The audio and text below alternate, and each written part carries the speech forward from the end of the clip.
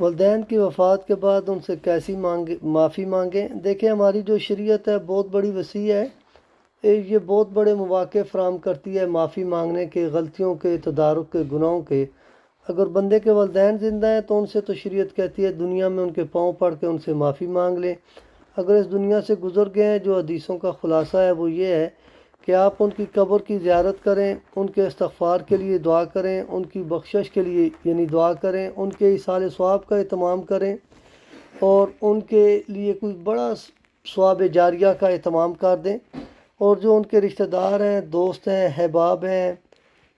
سہیلیاں ہیں والدہ کی، ان کے ساتھ اچھے تعلقات قائم کریں، ان کے ساتھ حسن اخلاق کے ساتھ پیش آئیں۔ حدیث کا خلاصہ یہ ہے، اگر یہ دنیا میں نافرمان تھا تو قیامت والے دن اس کا شمار پھر فرما بردار میں ہوگا کہ اس کے والدین اس سے راضی ہو جائیں گے اگر یہ کام کرتا ہے۔